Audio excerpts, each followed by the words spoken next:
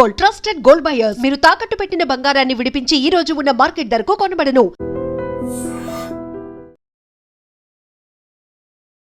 నమస్తే, welcome to I dream. నేను వలి. Supreme court ఒక చరిత్రాత్మక తీర్పు ఇచ్చింది. షెడ్యూల్ క్యాస్ట్కు సంబంధించినటువంటి వాళ్ళు మతాన్ని మార్చుకుంటే వాళ్ళకి ఈ ఎస్సీలుగా ఉన్నప్పుడు ఉన్నటువంటి ప్రయోజనాలు కావచ్చు, వాళ్ళకు ఉన్నటువంటి రక్షణ చట్టాలు కావచ్చు, అవన్నీ కూడా రద్దు చేయబడతాయి అని ఒక సంచలనమైనటువంటి తీర్పు ఇచ్చినటువంటి పరిస్థితి ఉంది. సో దీని మీద చాలామంది తీవ్ర అసంతృప్తి వ్యక్తం చేస్తూ ఉన్నారు. భిన్న స్వరాలు కూడా వినిపిస్తున్నాయి. ప్రస్తుతం నాతో పాటు స్టూడియోలో ఉన్నారు పాస్టర్ జాన్ పాల్ గారు. వారి అభిప్రాయం కూడా మనం తెలుసుకుందాం. నమస్తే అండి. నమస్తే వల్లి గారు. బాగున్నారా? దేవుని బాగున్నాను. ఓకే, సుప్రీంకోర్టు తీర్పుని ఎట్లా చూస్తున్నారు? సుప్రీంకోర్టు తీర్పుని నేను స్వాగతిస్తున్నాను. అదే సమయంలో దాన్ని కొన్ని ప్రశ్నలు కూడా అడగాలనుకుంటున్నాను. చెప్పండి. అదేంటంటే షెడ్యూల్ క్యాస్ట్ 1950లో ఎప్పుడైతే ఆర్డినెన్స్ వచ్చిందో షెడ్యూల్ క్యాస్ట్కి సంబంధించి ఎందుకు వచ్చింది అంటే అన్టచబిలిటీ, సామాజిక వెనకబాటు, సమానత్వం లేకపోవడం, ఇలాంటి కారణాల దృష్ట్యా షెడ్యూల్ క్యాస్ట్ అనేది ఒకటి వచ్చింది.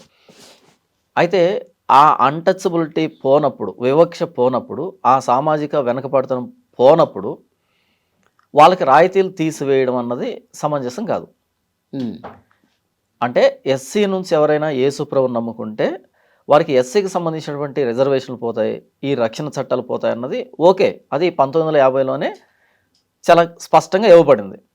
అయితే అది ఎందుకు ఇవ్వబడిందో ఆ వివక్ష ఇప్పటికీ కొనసాగుతూ ఉంటే రిజర్వేషన్ తీయడం అన్నది, రక్షణ చట్టం తీసివేయడం అన్నది మంచి పద్ధతి కాదు. ఒకవేళ ఆ రోజు ఉద్దేశం వివక్ష కనుక ఈరోజు లేకపోతే ఇప్పుడు తీసివేస్తే ఒప్పుకుంటాం. అలా కాకుండా ఇప్పటికీ వివక్ష కొనసాగుతూ ఆ రిజర్వేషన్ తీసేస్తాం లేకపోతే రక్షణ చట్టాన్ని తీసివేస్తాం అంటే దాన్ని ప్రశ్నించాల్సిన విషయం. ఓకే, అంటే ఇప్పుడు పూర్తిగా మతం మార్చుకుంటే క్రైస్తవంలో అసలు కులం అనేది లేదు. అవును, లేదు. క్రైస్తవంలో అసలు కులం లేదు. అందరూ కూడా సమానమే. అందరూ కూడా ప్రభువుని నమ్ముకుంటారు, మతాన్ని ప్రేమిస్తారు, మతాన్ని అనుసరిస్తారు, ఆచరిస్తారు. కానీ ఇదేమో కులం బేస్తో ఉన్నటువంటి ఈ షెడ్యూల్ క్యాస్ట్లో ఉన్నటువంటి విషయాలన్నీ కూడా కులం బేస్తో దీనికి రిజర్వేషన్లు ఇవ్వటం కావచ్చు, ప్రయోజనాలు కావచ్చు, లేకపోతే వాళ్ళకి ఏది జరిగినా సరే, ఏ రక్షణ చట్టాలు కావచ్చు, ఇవన్నీ కులం ఆధారితంగా ఉన్నాయి. మరి అసలు కులమే లేని మతంలోకి వెళ్ళినప్పుడు ఆటోమేటిక్గా ఇవన్నీ కూడా రద్దు చేయబడతాయి కదా. దీన్ని ఎట్లా ప్రశ్నించగలరు అనేది నేను ప్రారంభంలో చెప్పింది అదే, మరొకసారి దాన్ని చెప్తాను.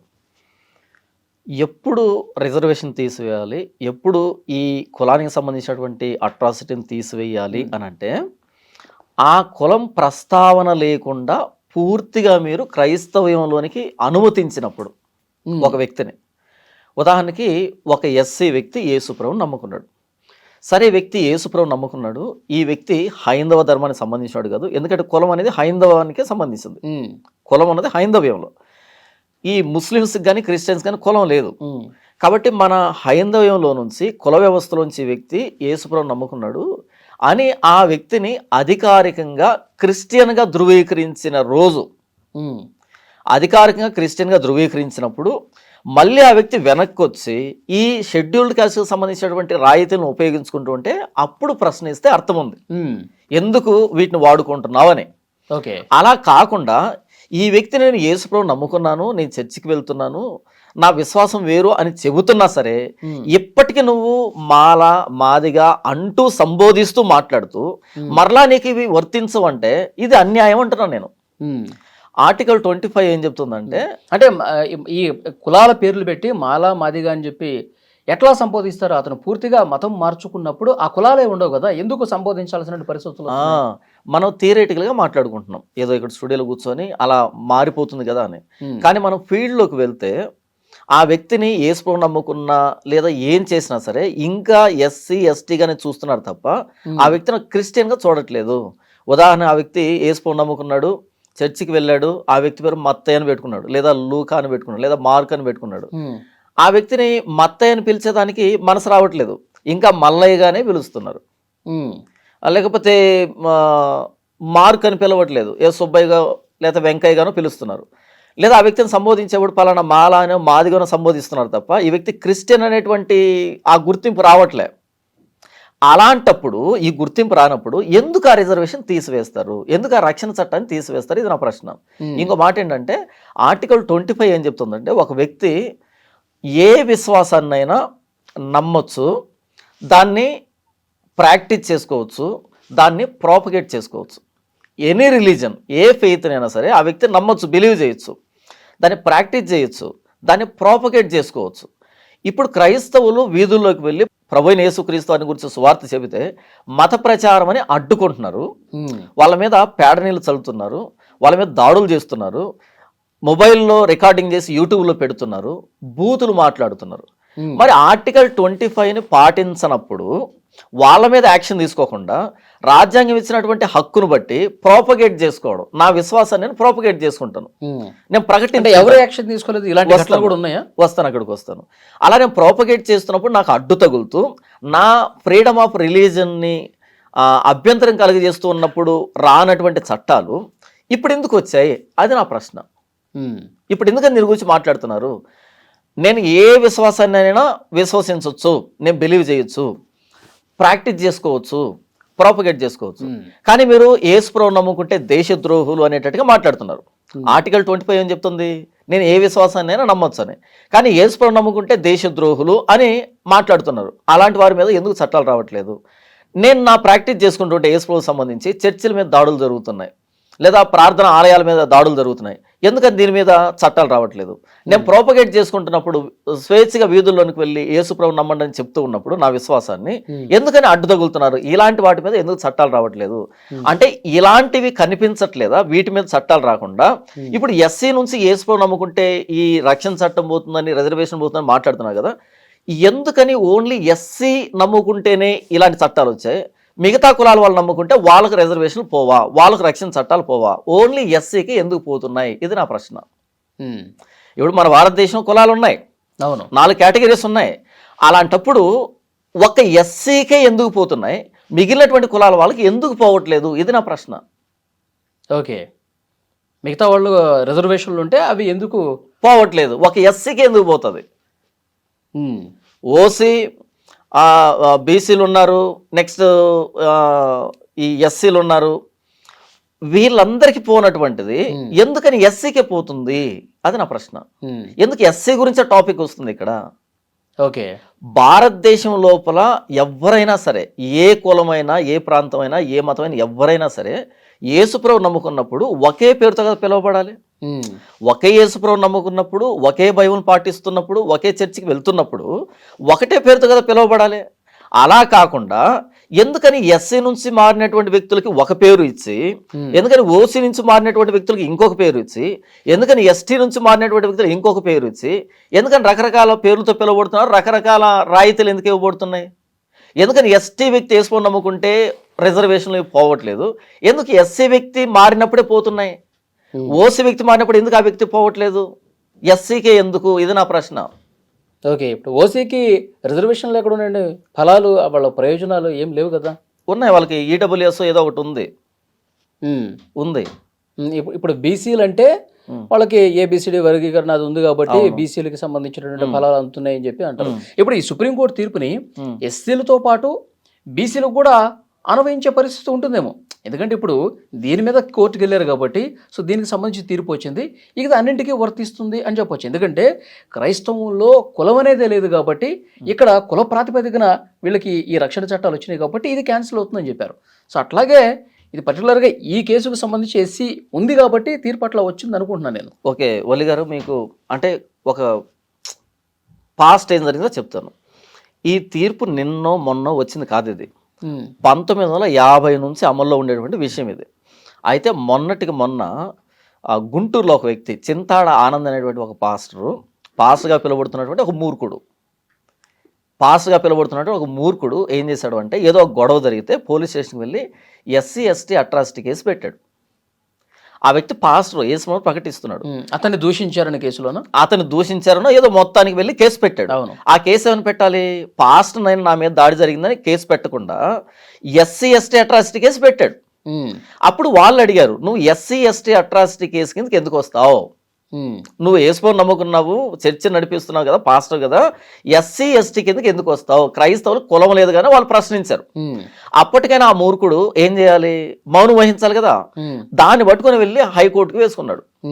హైకోర్టు కూడా దీన్ని చెప్పింది. అలా కాదు, నువ్వు ఎప్పుడైతే యేసుప్రభుని నమ్ముకుంటావో నీకు కులం అనేది వర్తించదు, కులం వర్తించకపోతే నీకు కులానికి సంబంధించిన ఎస్సీ ఎస్టీ అట్రాసిటీ కేసు అన్నది వర్తించదు అని చెప్పింది. ఆ మూర్ఖుడు అంతటితో ఆగాడా? అక్కడి నుంచి మళ్ళీ సుప్రీంకోర్టుకి వెళ్ళాడు. ఇప్పుడు సుప్రీంకోర్టు నిన్న జడ్జిమెంట్ రిలీజ్ చేసింది. ఏమని? హైకోర్టు ఏదైతే ఇచ్చిందో దాన్నే సమర్థిస్తూ వెలువరించింది. హైకోర్టు ఎలా ఇచ్చిందంటే రాజ్యాంగాన్ని బట్టి ఇచ్చింది. అది 1950లో వచ్చినటువంటి ఆర్డినెన్స్ ప్రకారంగా ఈ షెడ్యూల్ క్యాస్ట్ కు సంబంధించిన వాళ్ళకు ఉన్నటువంటి హక్కులు ఏవైతే ఉన్నాయో యేసుప్రభుని నమ్ముకుంటే పోతాయి. ఎందుకు పోతాయి అంటే వాళ్ళకి క్రిస్టియన్స్ కులాలు ఉండవు, ముస్లిమ్స్ కులాలు ఉండవు. 1950లో ఈ ఎస్సీ ఎస్టీలకు ఏవైతే ఉన్నాయో 1956లో సిక్కులు దాని కిందకు వచ్చారు. తర్వాత 1990లో బౌద్ధులు కూడా చేర్చారు, అందులో దానికి అన్వయించారు. కానీ ముస్లిమ్స్ కి క్రిస్టియన్స్ కి అది అప్లై అవ్వదు. ఎందుకంటే ముస్లిమ్స్ లోను క్రిస్టియన్స్ లోను కులాలు లేవు కాబట్టి.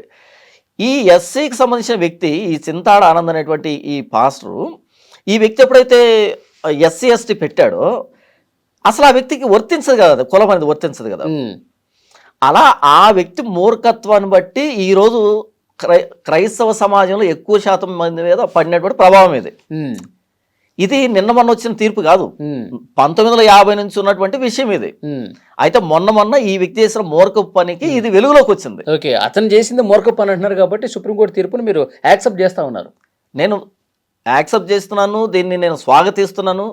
ఇది అందరికి విస్తృతంగా తెలియాలని కూడా కోరుకుంటున్నాను. అయితే ఇక్కడ ఇంకొక లొసుగు ఏంటంటే వివక్షను బట్టి ఎస్సీ షెడ్యూల్డ్ క్యాస్ట్ అనేది ఫామ్ అయింది. వివక్ష, అన్టచబిలిటీని బట్టి. ఓకే, ఆ అన్టచబిలిటీ పోలేదు అంటే ఇంకా ఎస్సీకి సంబంధించిన వ్యక్తులుగానే ఉన్నారు అనేది ఇంకా ఉంది. ఎలా ఉందో ఎక్స్ప్లెయిన్ చేస్తాను మీకు. ఇప్పుడు ఒక ఎస్సీ ఉందంటారా? అప్పటి పరిస్థితులు ఇంకా బలమైంది, అది విస్తృతమైంది అని అనుకుంటున్నాను. కాకపోతే రూపం మార్చుకుంది. అది ఎలాగో నేను ఎక్స్ప్లెయిన్ చేస్తాను.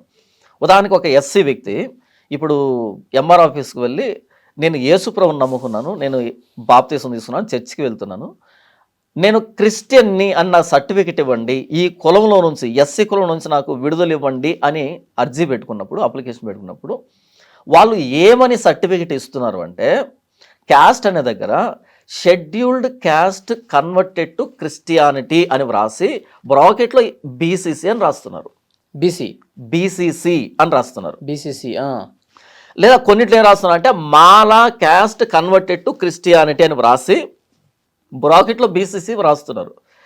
ఇప్పుడు షెడ్యూల్డ్ క్యాస్ట్ లేదా మాలా అని మెన్షన్ ఎందుకు చేస్తున్నావు? అక్కడ జస్ట్ బీసీసీ అని రాయొచ్చు కదా, లేకపోతే క్రిస్టియన్ అని రాయొచ్చు కదా, లేకపోతే ఇండియన్ క్రిస్టియన్ అని రాయొచ్చు కదా, లేదా ఇంకేదైనా పదం పెట్టచ్చు కదా, డైరెక్ట్గా అది పెట్టచ్చు కదా. అలా కాకుండా scheduled caste converted to Christianity అని ఎందుకు రాస్తున్నావు అంటే మూలం పోలేదు కదా, ఇంకా మూలాన్ని పదే చూపెడుతున్నావు కదా. మూలాన్ని పదే చూపెడుతున్నప్పుడు దానికి సంబంధించిన మీరు అందులో నుంచి కన్వర్ట్ అయ్యారు అని చెప్పి తెలియాలి కదా మీకు.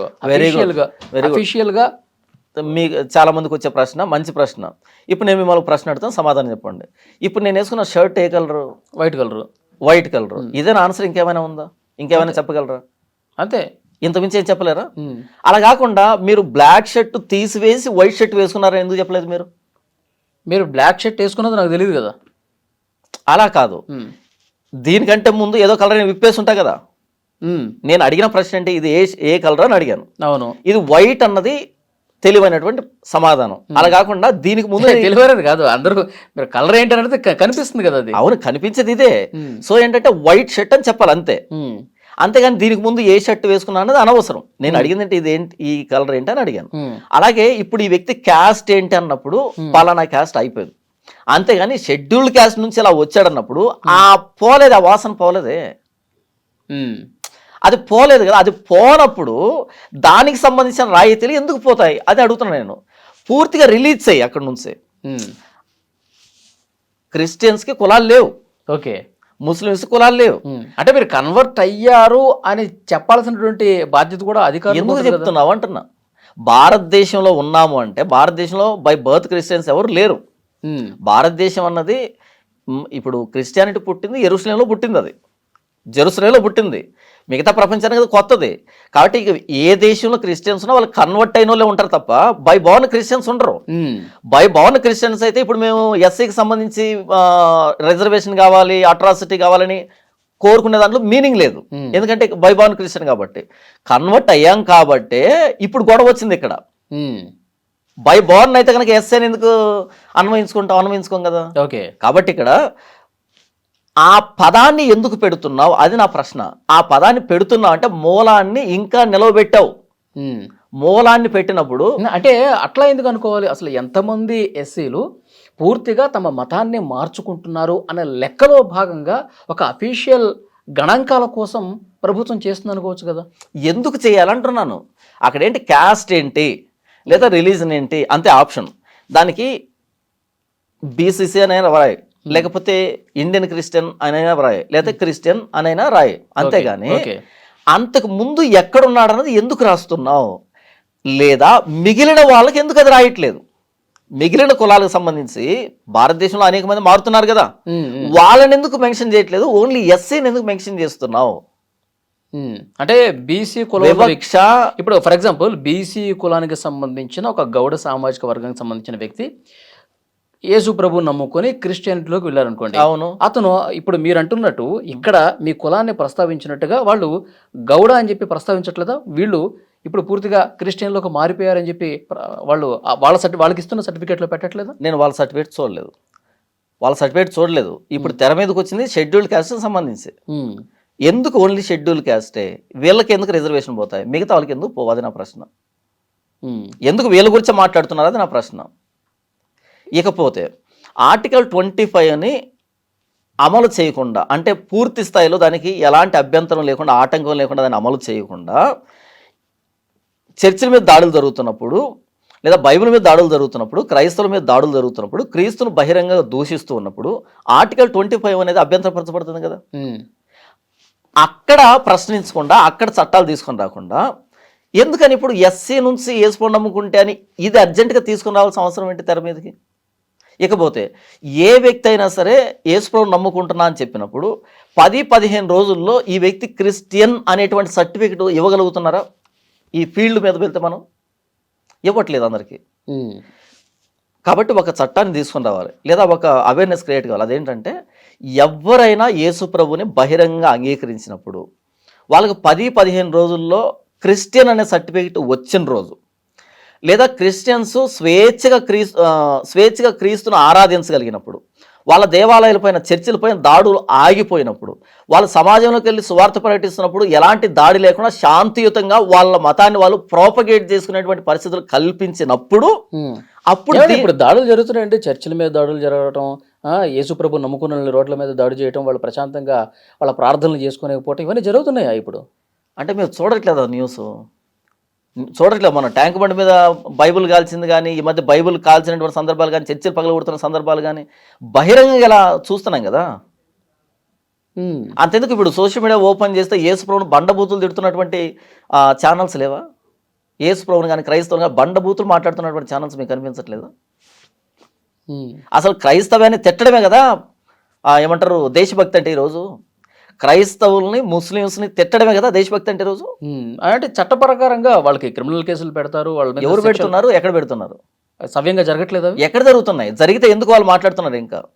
కాబట్టి వివక్ష ఆగిపోయిన రోజు అప్పుడు రిజర్వేషన్ తీసేసుకోండి, ఈ అట్రాసిటీని తీసివేసుకోండి. ఇంకా అదే పేరుతో పిలుస్తూ, ఇంకా అదే వ్యవస్థలో కట్టేస్తూ, ఇంకా అదే పదాన్ని సర్టిఫికెట్లో కూడా పెడుతూ దానికి వచ్చేటువంటి బెనిఫిట్లు తీయడం అనేది అది ప్రీవియస్ ఏంటనేది పెట్టకపోతే మీకు ఓకే. ఎందుకంటే ప్యూర్ క్రిస్టియన్ గుర్తించావు. కానీ ప్యూర్ క్రిస్టియన్ గా మార్పు చెంది ఇంకా బ్యాక్ డోర్ నుంచి ఫలాలు పొందుతున్న వాళ్ళు ఎంతమంది లేరు? అప్పుడు ఆప్షన్ ఉండదు. మీరు ప్యూర్ క్రిస్టియన్ ఎప్పుడైతే పెడతారో బ్యాక్ డోర్ నుంచి వెళ్ళేదానికి ఆప్షన్ లేదు. ఎందుకంటే అక్కడ ఒప్పుకోదు, చట్టం ఒప్పుకోదు. ఇప్పుడు చింతాడ ఆనంద్ అనేటువంటి ఒక మూర్ఖుడు ఎప్పుడైతే పోలీస్ స్టేషన్కి వెళ్ళాడో ఏమని చెప్పింది పోలీస్ స్టేషన్? నువ్వు పాస్టర్ అయి ఉండి ఎస్సీ ఎస్టీ అట్రాసిటీ కేసు ఎలా పెడుతున్నావు అని అడిగారు. అదే వ్యక్తి పాస్టర్ కాకుండా వెళ్ళుంటే డెఫినెట్గా తీసుకుని ఉండు. పాస్టర్ కాబట్టి ఒప్పుకోలే. అలాగే క్రిస్టియన్ అని ప్యూర్గా వచ్చినప్పుడు ఎస్సీ ఎస్టీ కిందకి వెళ్ళలేడు ఆ వ్యక్తిగా, వెళ్ళలేడు. ఓకే, అప్పుడు వాళ్ళకి రిజర్వేషన్లు పూర్తి న్యాయం జరిగినట్టు. ఇప్పుడు సుప్రీంకోర్టు ఏదైతే తీర్పిచ్చిందో, హైకోర్టు ఏదైతే తీర్పిచ్చిందో ఇది 1950 నుంచి ఉంది, కొత్తదేం కాదు. అయితే మొన్న సంఘటనతో తెర మీదకి వచ్చింది అంతే. అందరూ ఇంకొకసారి ఆలోచిస్తున్నారు. అయితే నేనేమంటున్నాను అంటే ఆర్టికల్ 25కి భంగం కలుగుతుంది. క్రైస్తవులు తమ విశ్వాసాన్ని స్వేచ్ఛగా ప్రకటించుకోలేకపోతున్నారు, ప్రాక్టీస్ చేసుకోలేకపోతున్నారు. లేదా ఎవరైనా ఒక వ్యక్తి కొత్తగా యేసుని నమ్ముకోవాలంటే భయపడాల్సిన పరిస్థితి వస్తుంది. మరి ఆర్టికల్ 25 ఫస్ట్ అమలు చేయండి, దానికి ఎలాంటి విఘాతం కలగకుండా చూడండి.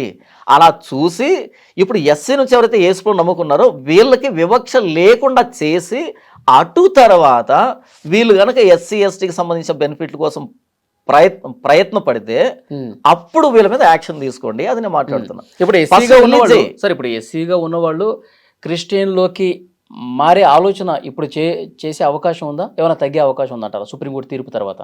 Okay, very good.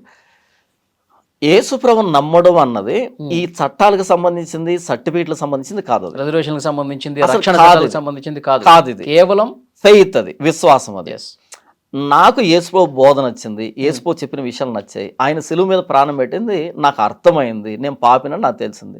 నా పాపాలు క్షమించబడాలనేటువంటి ఆలోచన నాకు వచ్చింది కాబట్టి నేను క్రీస్తు నమ్ముకున్నా తప్ప ఈ క్రీస్తు నమ్ముకుంటే ఉండేటువంటి చట్టాలు ఏంటి, రిజర్వేషన్లు ఏంటి, అట్రాసిటీ కేసులు ఏంటి, లేదా సర్టిఫికేట్లు ఏముంటుంది, ఇవన్నీ నాకు తెలియదు. నేను పాపిని అనేటువంటి భావన నా మనస్సాక్షి నాకు కలిగింది. ప్రభువైన యేసుక్రీస్తు క్షమిస్తాడు అని నాకు అర్థమైంది. నేను వచ్చి ఆయన దగ్గర క్షమాపణ వేయడానికి నేను క్రీస్తును ఫాలో అవుతున్నాను. దీనికి ఈ సర్టిఫికేట్లు సంబంధమే లేదు. ఇప్పుడు ఈ చట్టం రావడాన్ని బట్టి నేను నిజంగా చాలా సంతోషపడుతున్నాను. ఇది ఆహ్వానించదగ్గ విషయం. ఎలాగంటే చెప్తాను వినండి. ప్రస్తుతానికి క్రైస్తవ్యంలో స్క్రాప్ ఎక్కువైంది.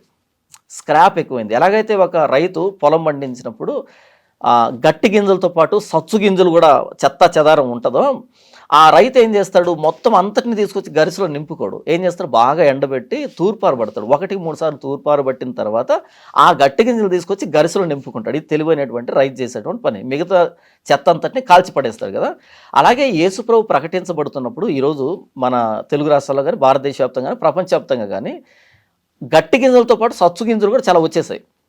అంటే యేసుప్రభుని ఎందుకు నమ్మాలి, యేసుప్రభుని నమ్ముకుంటే ఏ క్రైమ్ చెల్లించాలి, ఏ మూల్యం చెల్లించాలి అనేటువంటిది ఏమీ తెలియకుండా జస్ట్ అలా వచ్చేసారు అంతే.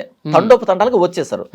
అలా వచ్చేసేటప్పటికి జనసంఖ్య పెరిగింది కానీ నంబర్ ఆఫ్ క్రిస్టియన్స్ పెరిగారు కానీ అసలు క్రిస్టియానిటీ ఏం చెప్తుంది, ఎసెన్స్ ఏంటన్నది మిస్ అయిపోయింది. మంది ఎక్కువైతే మజ్జిగ పలచబడుతుంది అనేటట్టుగా నంబర్ పెరిగే కొద్దీ అసలు క్రిస్టియానిటీ ఏంటనేది మిస్ అయిపోయింది. ఎవడి గోల వాడిది అయిపోయింది, ఎవడి ధోరణ వాడిది అయిపోయింది.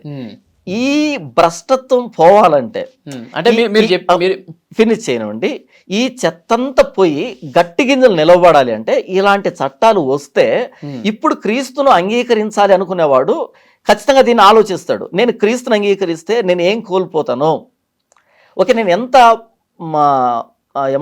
నేను ఎంత పే చేయాల్సి వస్తుంది, ఎంత మూల్యం చెల్లించాల్సి వస్తుంది, ఎంత క్రైమ్ చెల్లించాల్సి వస్తుంది అని ఆలోచిస్తాడు కదా. అలా ఆలోచన ఉన్నాడు. ఎప్పుడైతే క్రైస్తవులోకి వస్తాడో అప్పుడు క్రిస్టియన్ ఎసెన్స్ అనేది నిజంగా ప్రపంచానికి అర్థమవుతుంది. ఈరోజు ఇలాంటి ఏమీ లేకుండా, లోక జ్ఞానం లేకుండా అలా ఏదో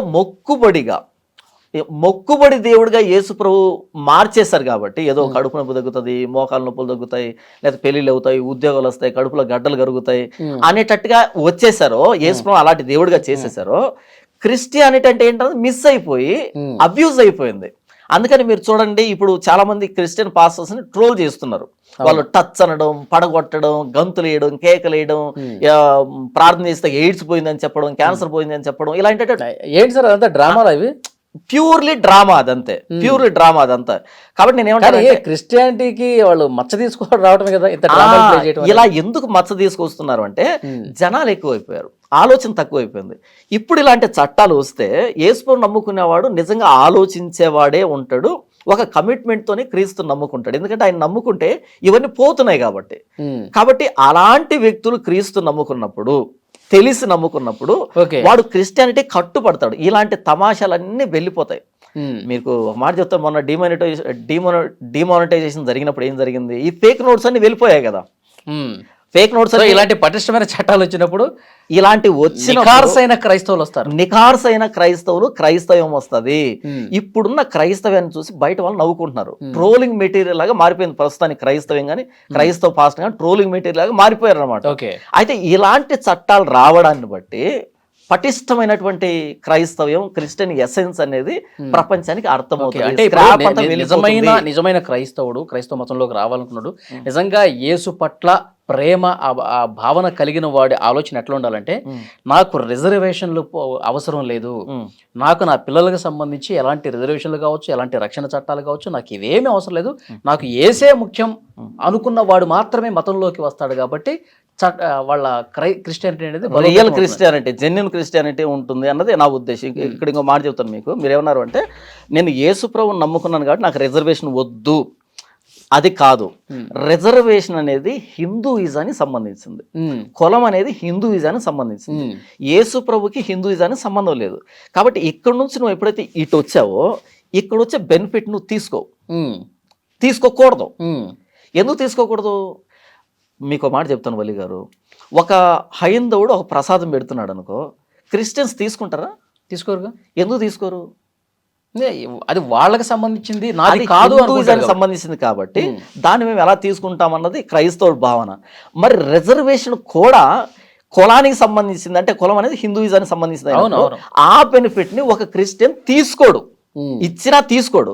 కానీ ఎందుకు తీసుకుంటున్నారు అంటే, చాలా మందికి అవగాహన లేదు. ఎందుకు అవగాహన లేదు? సరిగా ఆలోచించలేదు వాళ్ళు.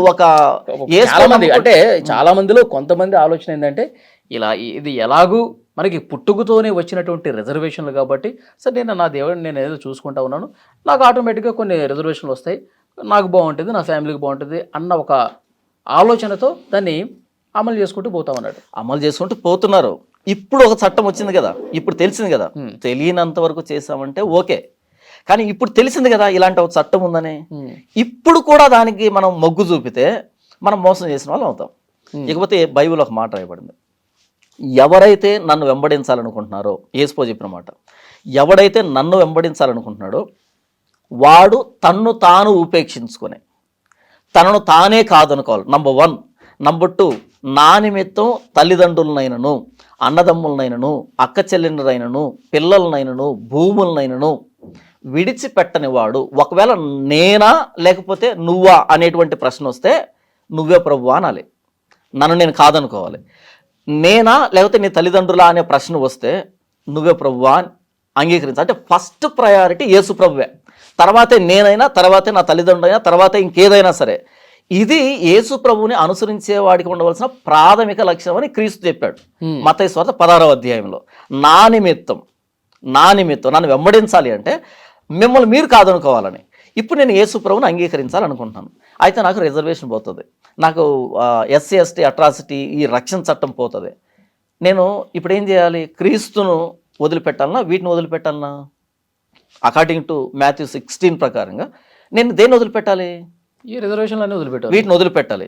ఇది బైబిల్లో చెప్పంది కాదు, బైబిల్లో ఉన్నదే ఇది. నన్ను నమ్మాలి అంటే నిన్ను నువ్వు కాదనుకోవాలి, నీ కంఫర్ట్ జోన్ వదిలిపెట్టుకోవాలి, నీ బంధాలు కూడా వదిలిపెట్టుకోవాలి. నేనా వారా అనే ప్రశ్న వచ్చినప్పుడు ఫస్ట్ ప్రయారిటీ నాకే ఇవ్వాలి అని బైబిల్ స్పష్టంగా యేసు చెప్పినప్పుడు, ఇప్పుడు రిజర్వేషనా క్రీస్తు అనే 2 ప్రశ్నలు వచ్చాయి. ఇప్పుడు చెప్పు, నువ్వు క్రీస్తుని చూజ్ చేసుకుంటావా, వీటిని చూజ్ చేసుకుంటావా? క్రీస్తునే చూజ్ చేసుకోవాలి. నువ్వు క్రిస్టియన్ అయితే.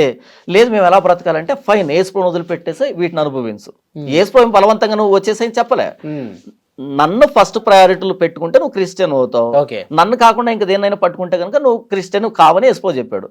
సో ఈరోజు యేసుప్రభుని నమ్ముకొని హైందవ మతంలో ఉండేటువంటి కులానికి సంబంధించిన రిజర్వేషన్ నువ్వు కావాలనుకుంటున్నావు అంటే నువ్వు ఎవరు ఎంతకి, అటా ఇటా అన్నది ఒక ప్రశ్న. ఒక చిన్న మాట చెప్పి నేను క్లోజ్ చేసేస్తాను. SC ST అట్రాసిటీ కేసు అని ఉంది. ఒక మేము ఎస్సీకి సంబంధించిన కాదు, అలాంటప్పుడు అట్రాసిటీ కేసు మేము పెట్టుకోలేకపోతే మాకు రక్షణ ఎలా అనేటువంటి ఒక ప్రశ్న వస్తుంది చాలా మందికి, అంతే కదా. ఇప్పుడు నేనేమంటున్నానంటే యేసు బైబిల్ ఏం చెప్పాడు అంటే 5 పిచ్చుకలు 2 కాసులకు అమ్మబడతాయి. 5 పిచ్చుకలు 2 కాసులకు అమ్మబడతాయి. ఆయనను మీ పరలోకపు తండ్రి సెలవలేక వాటిలో ఒక్కటి కూడా నేలను పడదని క్రీస్తు చెప్పాడు. అంటే దాని అర్థం ఏంటంటే 5 పిచ్చుకలు కొనుక్కున్నారు ₹2 ఇచ్చేవడో, వాటిని కోసుకొని తినడం అనేది వాడి చేతిలో ఉంటుందా అంటే కాదు, పరలోకపు తండ్రి సెలవిస్తే కానీ ఒక్క పిచ్చుక మెడ కూడా తెగదు అని క్రీస్తు చెప్పాడు. అని చెప్పేమంటాడు తెలుసా, మీ తల మీద ఉన్న వెంట్రుకలన్నీ లెక్కించబడ్డాయి అని అంటాడు. పిచ్చుకల్లో ఒక పిచ్చుక నేలను పడాలంటేనే చచ్చిపోయి పరలోకపు తండ్రి సెలవు కావాలంటే మీ తల మీద ఉన్న వెంట్రుకలన్నీ లెక్క పెట్టినోని నేను మీ సృష్టికర్తని అంత సులభంగా మీ పీక తెగుతుందా, మీ తల రాలుతుందా అంటే క్రీస్తు ఇచ్చినటువంటి భద్రత అర్థం కాకుండా ఈరోజు ఎస్సీ ఎస్టీ అట్రాసిటీ భద్రతను కోరుకుంటున్నామంటే క్రైస్తవుడు ఎలా అవుతాడు? క్రీస్తు చెప్పిందంటే మీ తల మీద ఉన్న వెంట్రుకలన్నీ లెక్కించబడ్డాయి అంటే ఎంత భద్రత అది? ఆయన తెలియకుండా ఒక వెంట్రుక కూడా రాలేకపోతే ఆయన తెలియకుండా తలలో ప్రాణం ఎందుకు పోతుంది, ఈ మెడ ఎందుకు తెగుతుంది, ఈ తల ఎందుకు రాలుతుంది? ఇది నమ్మనోడు క్రైస్తవుడు ఎందుకు అవుతాడు? ఇది నిజంగా నువ్వు నమ్మితే ఎస్సీ ఎస్టీ అట్రాసిటీ కేసు బలమైందా, అందులో నీకు రక్షణ ఉందా, లేకపోతే ఈ విశ్వాసంలో రక్షణ ఉందా? యేసునే మనకి అతిపెద్ద రక్షణ కవచం అని చెప్పి బైబిల్లో ఉంది. బైబిల్లో ఉంది. నీకు ఈ రక్షణ ఈ రక్షణ దేనికి? ఈ రక్షణ దేనికి? ఇప్పుడు ఎస్సీ ఎస్టీ అట్రాసిటీ కేసు పెట్టిన తర్వాత అయిపోయిందా? అవతల వ్యక్తిని తీసుకొని లోపల వేసేస్తారా? వాదోపాదాలు జరుగుతాయి కదా. ఎవరు డబ్బు ఉంటే వాడు గెలుస్తాడు ఫైనల్ వచ్చేటప్పటికి, అంతే కదా.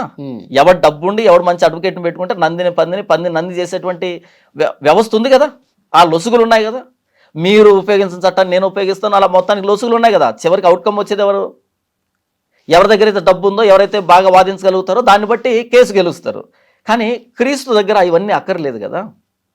క్రీస్తు ఇచ్చే భద్రత కాకుండా నీకు ఎస్సీ ఎస్టీ అట్రాసిటీలో ఉండే ఆ రక్షణ కావాలన్నా, నిజంగా నువ్వు క్రైస్తవుడు అయితే ఇవి పట్టించుకోవాల్సిన అక్కర్లేదు. అయితే నేను ఇంతతో ఆగట్లేదు. నేనేం చెప్తున్నా అంటే పూర్తిగా రిలీజ్ చేయండి మమ్మల్ని. ప్యూర్గా క్రిస్టియన్ అనే సర్టిఫికేట్ ఇవ్వండి. Scheduled caste converted to Christianity అనే తోక తొండాలు తగిలించకుండా ప్యూర్గా బీసీసీ అని ఇస్తారు, లేకపోతే ఇండియన్ క్రిస్టియన్ అని ఇస్తారు, లేకపోతే క్రిస్టియన్ అని ఇస్తారు. ప్యూర్గా ఒక పదాన్ని ఇవ్వండి. అది ఓన్లీ ఎస్సీ నుంచి మారిన వాళ్ళకే కాదు, ప్రతి కులం నుంచి మారిన వాళ్ళకి, ప్రతి మతం నుంచి మారిన వాళ్ళకి, భారతదేశ సరిహద్దు లోపల ఉన్న ఎవడు యేసుని నమ్మినా ఒకే పేరుతో పిలువబడాలి. అందరికీ ఒకే విధమైన రాయితీలు ఉండాలి. మొదటి నుంచి ఎందుకు దీని మీద వ్యతిరేకించలేదండి? ఇప్పుడు సుప్రీంకోర్టు ఈ తీర్పు వచ్చిన తర్వాత మాత్రమే మాకు కుల ప్రస్తావన ఎందుకు తీసుకొస్తున్నారు క్రిస్టియన్లో మారినప్పటికీ అని చెప్పి ఇప్పుడు వాదిస్తా ఉన్నారు. ముందు నుంచి ఎందుకని అంత బలంగా పోరాటం చేయలేదు దీని మీద? మరి అదే అంటున్నాను. ముందు మనం ఎప్పుడైనా ఎందుకు మాట్లాడుకుంటామంటే, ఒక విషయం పబ్లిక్లోకి వచ్చినప్పుడు, ఒక విషయం అమల్లోకి వచ్చినప్పుడు మాత్రమే దాని గురించి మాట్లాడుకుంటాం. ఇప్పుడు నేను 2019 నుంచి సోషల్ మీడియాలో ఉన్నాను. మీరు ఎందుకు నన్ను పిలవలేదు అప్పటి నుంచి ఇప్పటి వరకు? ఎందుకు ఈరోజు నన్ను ఇన్వైట్ చేశారు? సుప్రీం తీర్పు ఉంది కాబట్టి, నిన్న సుప్రీంకోర్టు తీర్పు వచ్చింది కాబట్టి నేను ఒకరిని మాట్లాడాల్సిన అవసరం వచ్చింది కదా. సమాజానికి ఒక అవేర్నెస్ క్రియేట్ చేయాల్సిన అవసరం వచ్చింది. అలాగే చింతాడ ఆనంద్ అనేటువంటి ఒక మూర్ఖుడు కేసు పెట్టేంత వరకు కూడా ఇలాంటి ఒక విషయం ఉందని క్రైస్తవ సమాజానికి తెలియదు, బయట వ్యక్తులు కూడా తెలియదు. ఎందుకు మీరు మూర్ఖుడు అనే ఎందుకు అంటున్నారు? ఈ క్రైస్తవ సమాజానికి మంచి చేశాడన్న ఉద్దేశంతో కూడా మీరు మాట్లాడుతూ ఉన్నారు కదా. లేదు, ఈరోజు ఈ ఎస్సీ నిజమైన క్రైస్తవులేంటో ఇప్పుడు బయటపడతారు అని మీరు ఒక సందర్భంలో చెప్పారు. ఓకే, ఇప్పుడు ఈ డిబేట్లోనే మీరు చెప్పారు. అవును, నిజమైన క్రైస్తవులు ఇలాంటి తీర్పుల వల్ల, ఇలాంటి చట్టాల వల్ల బయటకు వస్తారు, స్క్రాప్ అంతా పోతుందన్నారు. అవును, మరి దానికి కారణమైనటువంటి వ్యక్తిగా ఇతన్ని చూడాలి కదా. మూర్ఖుడని ఎందుకు ప్రస్తావిస్తారు? ఓకే, మంచి ప్రశ్న అడిగారు. ఈ వ్యక్తి చేసిన పనికి ఇప్పుడు ఏమవుతుందంటే, ఈ చట్టాల మీద అవగాహన లేనటువంటి క్రైస్తవులు ఏమనుకుంటారు అంటే, మాకేదో అన్యాయం జరిగిపోతుంది అనేటట్టుగా ఈరోజు ప్రభుత్వాలు నిందించడము, నాయకులను నిందించడము, అవేర్నెస్ క్రియేట్ చేస్తారు కదా. చేస్తాం కాబట్టి ఇది చాలా స్లోగా వెళ్తుంది. నిజం చెప్పులు వేసుకునే లోపు అబద్ధం ఊరంతా తిరిగి ఎదురొస్తుందంట. ఇప్పుడు నేను అవేర్నెస్ క్రియేట్ చేస్తున్నా, నాలాంటి వాళ్ళు అవేర్నెస్ క్రియేట్ చేయడం స్టార్ట్ చేస్తాను నిన్నటి నుంచి. కానీ ఇప్పటికే ఒక దురభిప్రాయం వెళ్ళిపోయిన సమాజంలోకి. అదేంటంటే, పలానా ప్రభుత్వం వచ్చింది క్రైస్తవులకు అన్యాయం చేస్తుంది, పలానా మతం క్రైస్తవుల్ని తొక్కి పెట్టేస్తుంది అనేటువంటి ఒక దురభిప్రాయం వెళ్ళిపోయింది. ఇప్పుడు క్రైస్తవులు ఏంటంటే, అవును ఇది నిజమేనేమోనని వాళ్ళు దాన్ని ఓన్ చేసుకొని మాట్లాడినప్పుడు బయట వాళ్ళ దృష్టికి ఎలా కనపడతారు క్రైస్తవులు అంటే, వీళ్ళేంటి ఇంత మూర్ఖుల, చట్టంలో ఉంది కదా వీళ్ళకి ఇది అర్థం కాలేదా అనేటట్టుగా వీళ్ళు కనబడతారు. అలా ఇంతమంది మూర్ఖులుగా సమాజానికి కనబడడానికి కారణమైంది ఎవరంటే ఆ ఒక్క మూర్ఖుడు. ఆ కోణంలో ఆ వ్యక్తిని మూర్ఖుడు అంటున్నా. ఇంకా ఎందుకు అంటున్నాను అంటే, వాడు పాస్ట్ అయినప్పుడు ఎస్సీ ఎస్టీ అట్రాసిటీ కేసు కింద కేసు నమోదు చేయాల్సిన అవసరం ఏంటి? ఆ వ్యక్తి పాస్ట్ కదా. నేను పాస్టర్ని, నా పని నేను చేసుకున్నాను, వీళ్ళు వచ్చి నన్ను ఈ విధంగా దాడి చేశారని కేసు పెడితే చెల్లుతుంది చెల్లదా? చెల్లుతుంది కదా. ఎందుకని ఎస్సీ ఎస్టీ పెట్టావు అంటే, నువ్వు ఎస్సీ ఎస్టీని వదులుకోలే. నువ్వు వదులుకోకుండా క్రైస్తవుడు ఎలా అవుతావు? ఇప్పుడు ఎస్సీ ఎస్టీ అనేది అది మతానికి సంబంధించి ఇంతవరకు చేసిన డిస్కషన్ అదే కదా. అవును, అది నువ్వు వదులుకోకుండా క్రైస్తవుడు ఎలా అవుతావు? కాబట్టి ఆ వ్యక్తిని ఏమనాలి? మూర్ఖుడు అనే దాంట్లో న్యాయం లేదు. ఒకంత మంచిగా జరిగింది మీ పాయింట్ ఆఫ్ వ్యూ. నేను స్టార్టింగ్లో ఏం చెప్పాను? ఈ సుప్రీంకోర్టు తీర్పులో పాజిటివ్ ఉంది, నెగిటివ్ ఉందని చెప్పాను. మనం ఇప్పుడు మూర్ఖుడు అంటున్నది నెగిటివ్ యాంగిల్లో. మంచి జరుగుతుంది, పాజిటివ్ యాంగిల్లో మాట్లాడుకుంటున్నాం. ఈ వీడి వల్ల మిగతా వాళ్ళకి మనం అవేర్నెస్ క్రియేట్ చేసేటువంటి ఒక అవకాశం వచ్చింది. మీరు నిజంగా చెప్పండి, మనస్ఫూర్తిగా చెప్పండి, ఇప్పుడు ఎస్సీలుగా ఉన్నవాళ్ళు మతం మారాలి అనుకుంటున్న వాళ్ళు లేకపోతే మతాన్ని తీసుకున్న వాళ్ళు తీవ్ర అసంతృప్తితో ఉన్నారా, మనకి ఫలాలు అందట్లేదని, లేదంటే ఇది మంచిగా జరిగిందని చెప్పి భావిస్తున్నారా? మెజారిటీ అభిప్రాయం ఏ విధంగా ఉంది? మెజారిటీ అభిప్రాయం ఏంటంటే రిజర్వేషన్లు పోతాయి, ఎస్సీ ఎస్టీ అట్రాసిటీ ఈ రక్షణ చట్టం పోతుంది అని అసంతృప్తితోనే ఉన్నారు. వాళ్ళ అసంతృప్తిని వ్యక్తం చేయడం కూడా న్యాయం ఉంది. ఎందుకంటే వివక్ష పోయిన రోజు కదా వీళ్ళు సంతృప్తి ఫీల్ అవుతారు, వివక్ష పోయిన రోజు ఫీల్ అవుతారు వీళ్ళు. కానీ వివక్ష అలాగే ఉండి వివక్షకు సంబంధించిన రిజర్వేషన్ పోయినప్పుడు అది అన్యాయం కదా. ముందు వివక్ష పోవాలి కదా. అసలు ఎస్సీ ఎస్టీ ఆ చట్టం వచ్చిందే వివక్ష నుంచి వాళ్ళని విడుదల చేయడానికి. ఇంకా వివక్ష కొనసాగుతుంది అంటే దానికి సంబంధించిన రిజర్వేషన్ తీసివేయడం న్యాయం కాదు కదా. అసంతృప్తి ఉండనే ఉంటది.